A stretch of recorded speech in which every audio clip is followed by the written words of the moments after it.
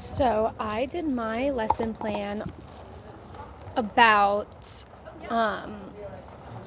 we were integrating art with math. I talked to my teacher and she said that the fourth graders needed to learn symmetry this semester and she hadn't done that yet, so that would be something great for me to do with them.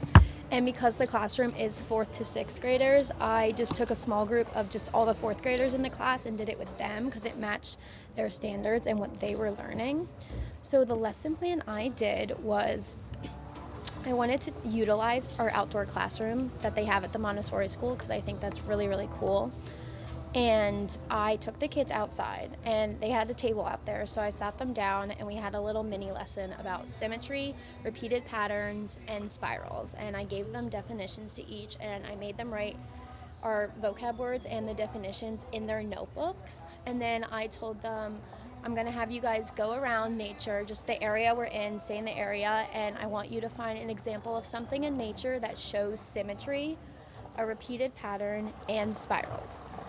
So while they did that, I told them they needed to write it down in their notebooks and record what they found. For example, for spirals, there was a lot of seashells around, and I have a picture of those. So we used a lot of seashells. They found spirals in the top of the seashells and they found repeated patterns on other seashells. And it was really cool because there was a lot for them to find. They used leaves, they used the wood on the outside classroom, and this probably took about 15 minutes in total for them to all find all three of their things. And then I had them sit down and record. This was them going around the classroom, the outdoor classroom. And then after they finished, I encouraged them to record their work, and then I took pictures of all of them. So here are some examples of what they did.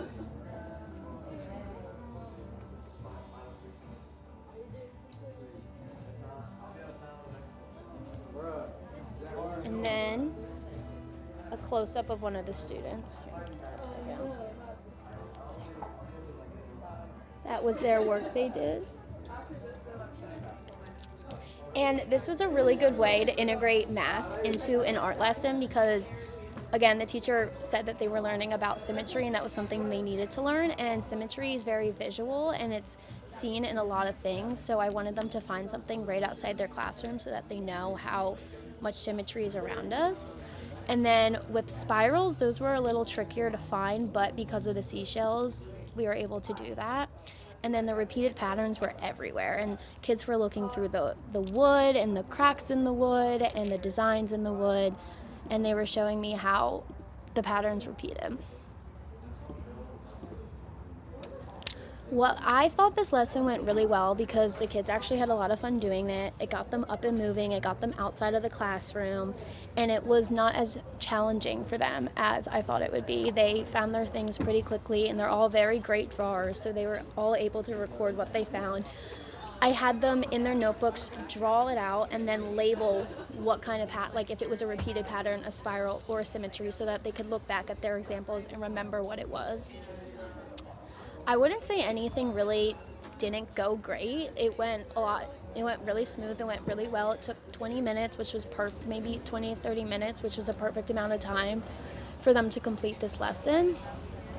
I learned that the more engaging the lesson is and the more it gets kids moving around, the more fun they'll have with it and the more they'll learn from it, because afterwards they came into the classroom and they were showing their teacher everything they found and explaining what it was and everything they labeled, and it was really cool because the teachers actually just let me go off by myself and do it, so I was fully in charge of the students and they respected me and they listened to me when they started to goof.